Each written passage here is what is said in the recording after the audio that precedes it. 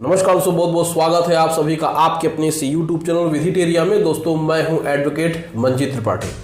दोस्तों आज के इस वीडियो में हम लोग बात करेंगे कि सेटलमेंट का अधिकार किसका होता है। बहुत सारे लोग इस समय सेटलमेंट की बात कर रहे हैं। एक से दो ईएमआई बाउंस हुई नहीं कि सेटलमेंट की बात वो करने लगते हैं। साथ ही साथ जिनका भी बिजनेस नहीं चल रहा है, जिनके भी लोन नहीं पे हो पा रहे हैं, जिनकी नौकरी छूट गई है, वो भी सोच रहे हैं कि अब हम सेटलमेंट कर लें। लेकिन सेटलमेंट कब होता है, ये राइट किसका होता है, इस पर मैंने ऑलरेडी वीडियो बनाया है। मेरे को मैसेज आ रहे हैं और कुछ लोगों ने फोन करके भी कहा। कुछ लोग हैं जो आपके ही वीडियो को कॉपी करके ही वो वीडियो बना रहे हैं। कहने का मतलब ये है कि कुछ ऐसे चैनल्स हैं जो हमारी वीडियो को हूबहू कॉपी कर ले रहे हैं।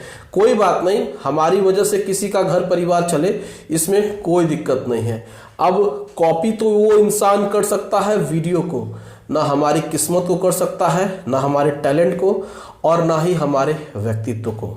तो कॉपी करिए, लेकिन थोड़ा सा क्रेडिट हमें भी दे दीजिए कि ये कॉपीड वीडियो है और हमने ये विजिटेरिया से कॉपी किया हुआ है।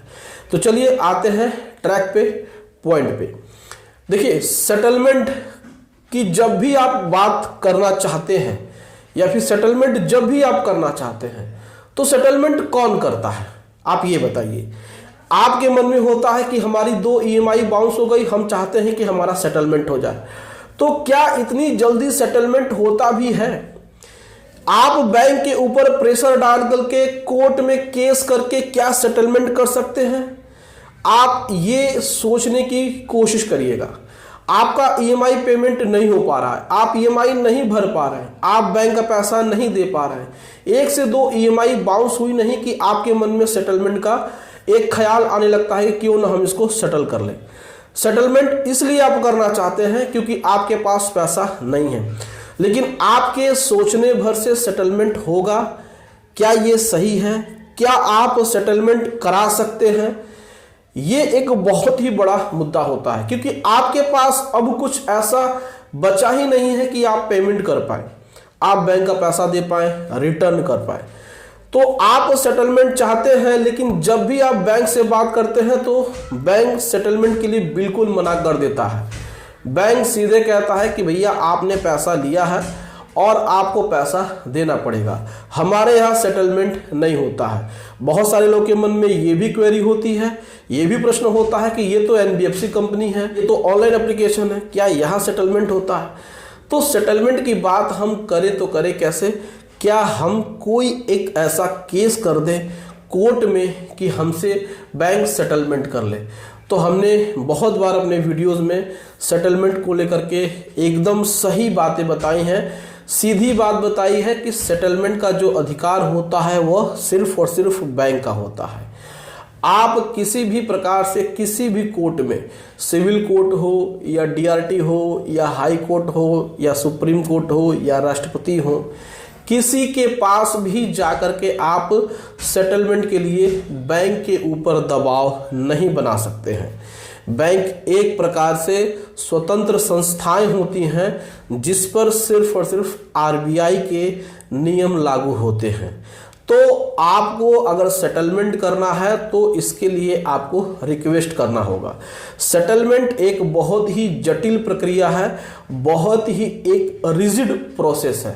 जटिल प्रक्रिया का मतलब ये होता है कि आप एक ही बार में रीजनल मैनेजर के ऑफिस में गए और आपने उनको एक एप्लीकेशन दिया और आपका अच्छा खासा लोन छूट हो गया और आप उसमें सेटलमेंट के लिए राजी हो गए, या फिर वहाँ पे जो भी मैनेजर है, रीजनल मैनेजर हो या कलेक्शन मैनेजर हो या लोकल ब्रांच का मैनेजर है, वो अपने केबिन में बैठा हुआ है और आपका इंतजार कर रहा है कि आप आइए सेटलमेंट की बात करिए, वो सेटल करने के लिए रेडी है। ऐसा बिल्कुल भी नहीं है, इस बात को आप समझ लीजिए।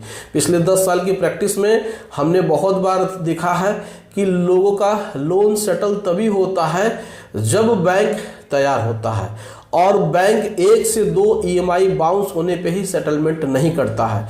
क्योंकि सेटलमेंट करने के लिए आपकी ईएमआई का बाउंस होना जरूरी है और अकाउंट का एनपीए होना जरूरी है।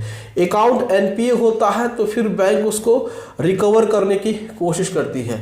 हर ब्रांच का लोकल मैनेजर यही कोशिश करता है कि इस एनपीए को क्लियर करके इसको रेगुलराइज किया जाए और इसमें पूरा पैसा वसूला जाए। बैंक का रिकवरी एजेंसी, रिकवरी एजेंट या जो भी लोकल मैनेजर है, कलेक्शन मैनेजर है, उनको यही सख्त हिदायत दी जाती है कि बैंक का पूरा पैसा आपको रिकवर करना है। अब रिकवरी में टाइम लगता है, रिकवरी में प्रॉब्लम्स आती है, लेकिन ऐसा नहीं है कि आप एक बार में ही विजिट किए रीजनल मैनेजर के ऑफिस में या फिर बैंक के लोकल मैनेजर के ऑफिस में और आपका लोन सेटल्ड हो गया। तो ये जो प्रोसेस है वो लंबा होता है। एनपीए को तकरीबन 6 महीना या साल भर पुराना होना ज़रूरी है। देखिए, मैं अभी भी क्लियर कट कह रहा हूँ कि आपका अगर ईएमआई नहीं जा पा रहा है और आपका जो एनपीए है वो अभी 1-2 महीना पुराना है, यानी कि पिछले महीने ही अकाउंट आपका एनपीए है, तो इसी महीने बैंक आपका सेटलमेंट नहीं करेगा। इस बात को समझने की कोशिश करिए। पहले तो बैंक अपने सारे हथकंडे अपना लेगा, सारे लीगल तरीके से आपको लीगल नोटिस, आपके ऊपर केस, प्रेशर, दुनिया भर की चीज़ें हैं, वह रिकवर करने की कोशिश करेगा। और ऐसे सिचुएशन में वो सक्षम भी है और ऐसे सिचुएशन में बैंक बहुत सारे एनपीए को रिकवर कर भी लेता है। बहुत सारा जब लोगों के पास परेशानी बढ़ने लगती है, कोर्ट में केस चलने लगता है, लोग परेशान होकर के बैंक का पूरा पैसा दे देते हैं। लेकिन अगर एनपीए साल भर पुराना है, 1.5 साल पुराना है और बैंक देख रहा है कि इसमें अब रिकवरी संभव नहीं है, तो ही जाकर के वह सेटलमेंट में जाते हैं। लेकिन पहला प्रयास उनका यही होता है कि पूरे अमाउंट को रिकवर किया जाए, चाहे वो लीगल एक्शन लेकर के, चाहे वो आपको डरा के या धमका के। लेकिन फर्स्ट विजिट में आपकी 2 ही ईएमआई बाउंस हुई है या 3 ईएमआई बाउंस हुई है या रिसेंटली आपका अकाउंट एनपीए है, तो आपका अकाउंट सेटल्ड नहीं होगा। इस बात को दिमाग में रख लीजिए, इस बात को सोच लीजिए, समझ लीजिए। आप प्रैक्टिकली भी करके देखेंगे तो आपको समझ में आएगा कि लोन का सेटलमेंट जल्दी नहीं होता है और एनपीए तकरीबन साल भर या 1.5 साल पुराना होना चाहिए। तो इस प्रकार की ये चीज़ें हैं, आपको समझने की ज़रूरत है। और इसमें आपको कोई भी दिक्कत है तो कमेंट करके ज़रूर पूछिएगा। वीडियो अच्छी लगी हो, वीडियो को लाइक कर दीजिएगा, इसे अपने दोस्तों और रिश्तेदारों में शेयर कर दीजिएगा, ताकि जिन्होंने भी लोन लिया है उनको कोई प्रॉब्लम ना हो। और हमारे इस चैनल को सब्सक्राइब करके हमें सपोर्ट ज़रूर प्रदान करिएगा। चलिए मिलते हैं अगली वीडियो में एक नए टॉपिक के साथ। तब तक आप अपना और अपने पूरे परिवार का ध्यान ज़रूर रखिए। Thank you so much. जय हिंद दोस्तों।